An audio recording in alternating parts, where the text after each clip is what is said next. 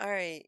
North Korea just opened a beachside tourist resort. It failed. What? In no Hotels, way. shops, restaurants, a massive water park, and pristine beaches adorned by slews of deck chairs, all sitting on an immense site facing the ultramarine hues of the Sea of Japan.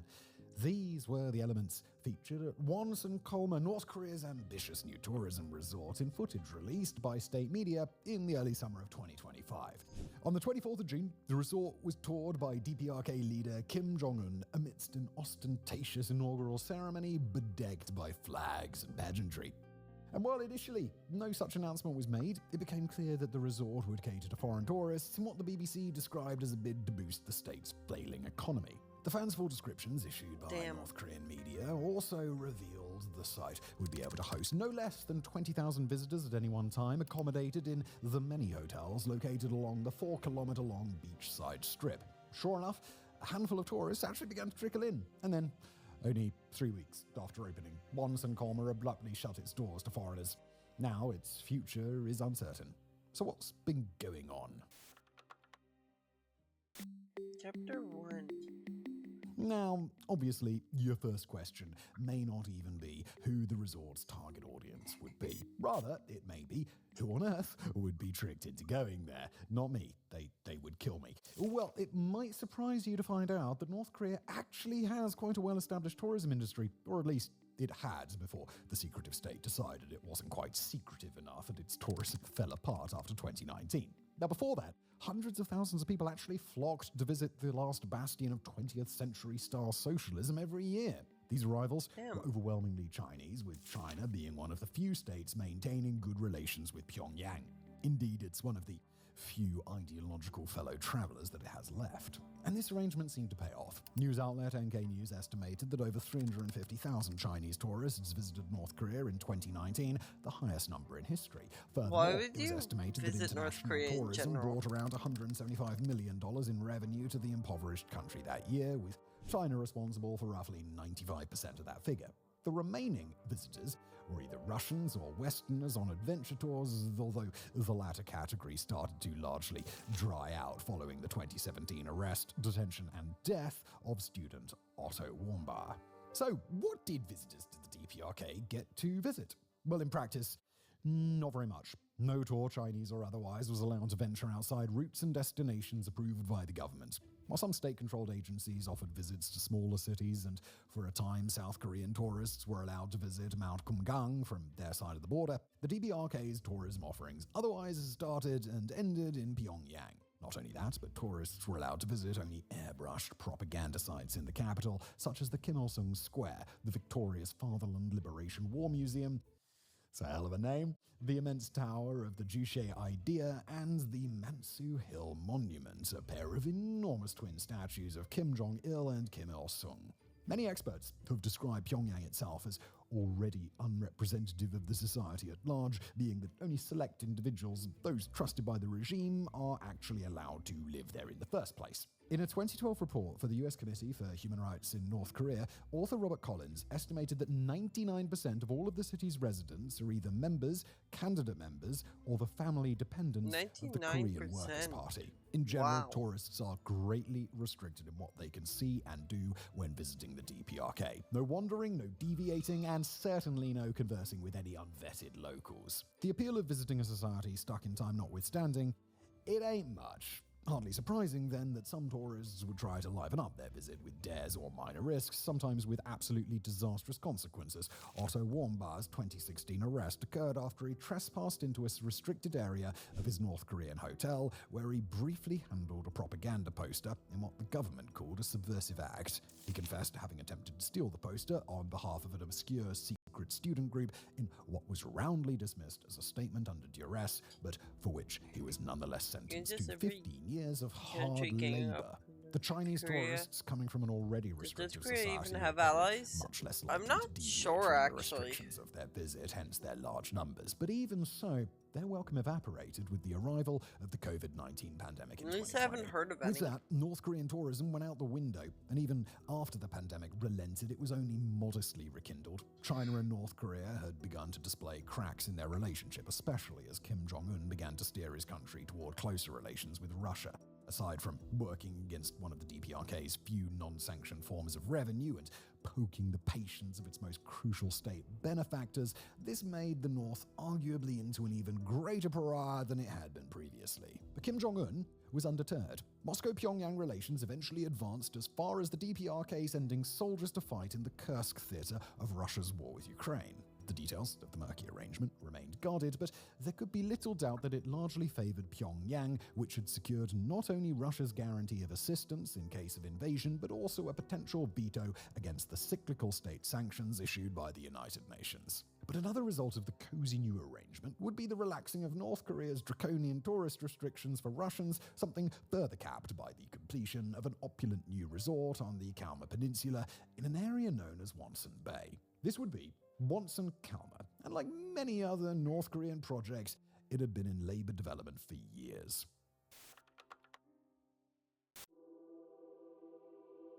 Wonsan Kalma was announced all the way back in 2014, when tourism was booming and expected to develop even further. Visitorship from China was growing at pace, and the resort was initially established to continue exploiting the DPRK's single greatest cash cow.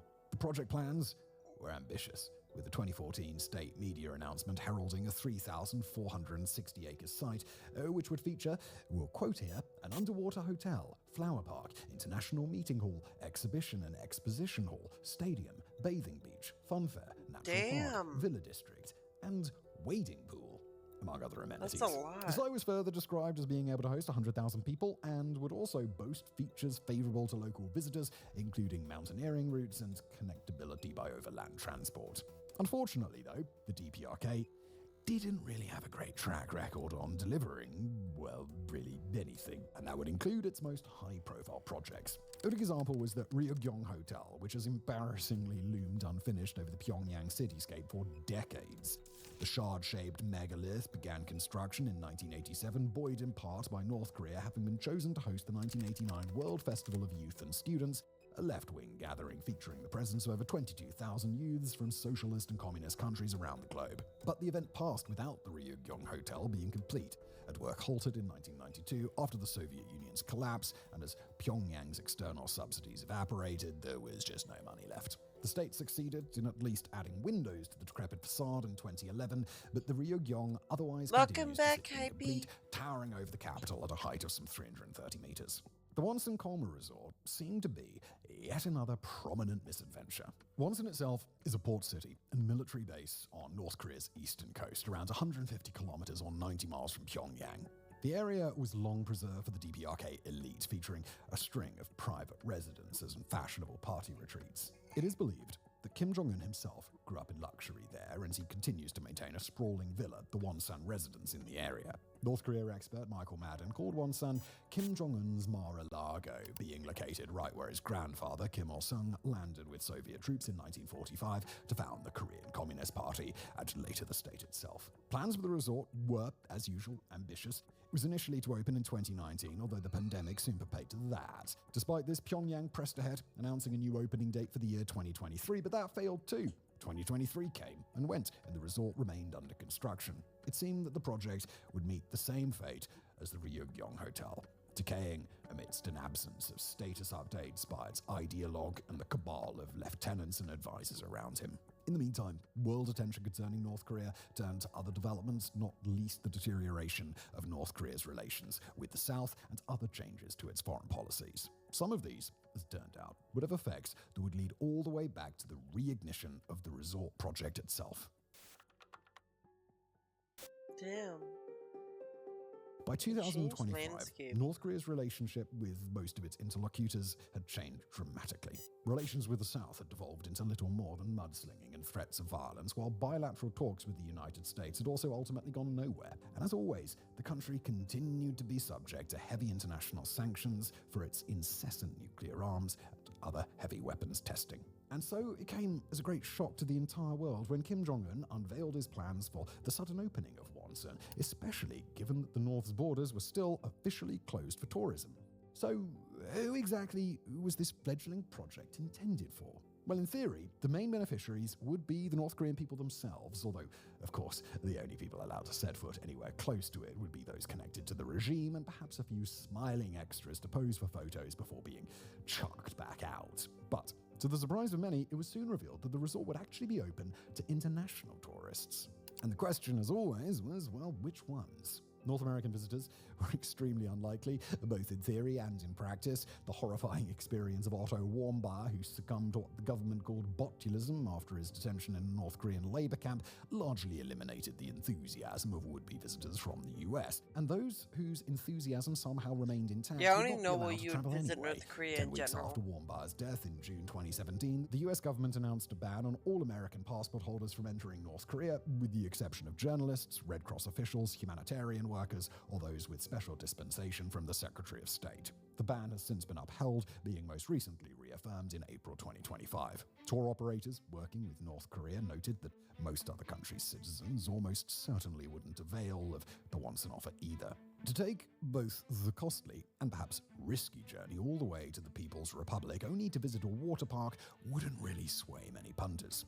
Chinese tourism, for its part, hasn't come back to life in the time since before the pandemic, Nobody nor would would they accept be all some that buoyed by the simple offer of a video. seaside Yeah. resort either. And although South Korea sits relatively nearby, visits by its True. citizens would be out of the question too.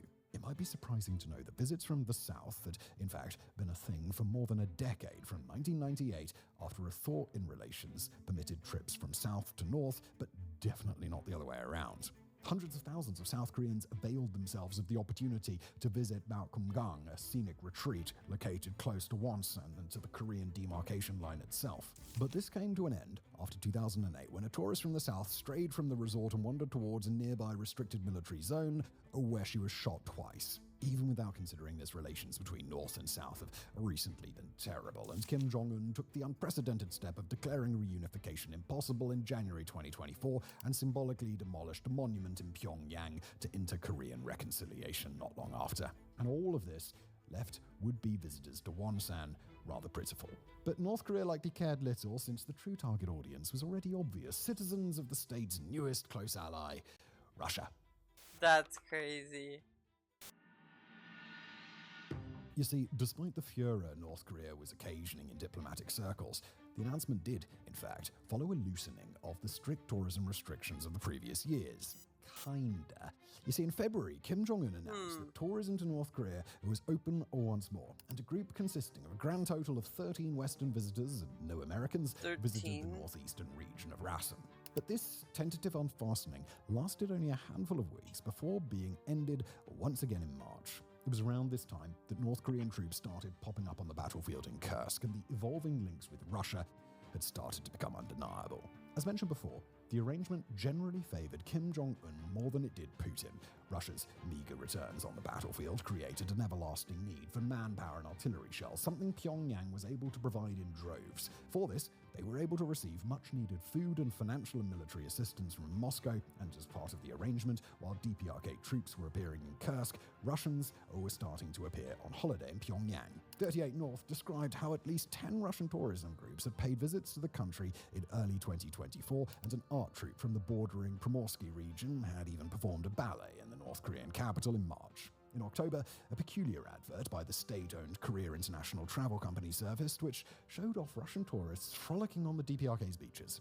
Around the same time, Radio Free Asia estimated that at least 600 Russians had visited since February, in spite of the continued mandate against foreign tourists by the 600, damn. government. Back in Wonsan, at long last, the long stymied That's not a resort lot, quietly though. neared completion. Kim Jong-un had visited the site in the summer of 2024, possibly marking the reinvigoration Russia, of course, the project. yeah. He returned once again in June 2025 as the site officially opened amid rapturous, almost comical celebrations. And it was then that the details of the resort were revealed to the world. It reportedly featured an eye-watering 150 hotels, being capable of hosting up to 20,000 visitors at any one time, and thereby becoming the largest single-owner beach resort in the entire world. As if to further underscore who exactly the resort was, in great part intended to benefit, Kim Jong-un's guest of honor for the lavish opening ceremony was Alexander Matsugora, Russia's ambassador to North Korea. The BBC Oh quickly my God. identified travel agencies in Russia promoting trips to Wonsan, starting at a hefty $1,800 or 60% more than the average monthly salary in Russia. The BBC also failed to identify any Chinese tour operators whatsoever offering visits to the resort. Russia's Primorsky region added that the first group of Russian tourists would arrive on July the 7th as part of an 8-day trip, which also featured a trip to Pyongyang and elsewhere. And then the project immediately wrapped up. The state-run tourism website DPR Korea Tour announced the news on July the 16th, simply stating that Wonsan was temporarily not receiving foreign tourists, without providing a reason or indicating when the ban might be lifted. With that, the great project may have disappeared back into the void from whence it appeared. But the obvious question is, why? Yeah, like why would they do that if they made it? Despite overtures to the That's a contrary, the waste. DPRK has become decidedly averse to any foreign influence, including through the keenly needed tourism in the most recent years of Kim Jong-un's reign. The state's unwillingness to reopen its borders even to Chinese tourists displayed this, and reports indicated that even the few tours which did occur in latter years were subject to even greater restrictions than had previously been the case. Even the thin sliver of Russian tourists would likely be little different. Moreover, analysts pointed out that Pyongyang may have imposed the suspension after a Russian journalist who visited North Korea alongside Foreign Minister Sergei Lavrov implied that locals at Wonsan appeared to have been mobilized by the authorities rather than to be genuine holidaymakers. While this would come as little surprise to practically anyone, it may have been enough to convince the government to ditch the entire project rather than risk a potential cost to its image. And while the revenue available by tourism is badly needed by the isolated country, it might no longer be as badly needed as it previously was. The Russian arrangement almost certainly came with a financial windfall for the North, something which may have offset the acute need for tourism revenue entirely, thereby reducing the entire project to little other than an act of grace to curry more favor with Moscow.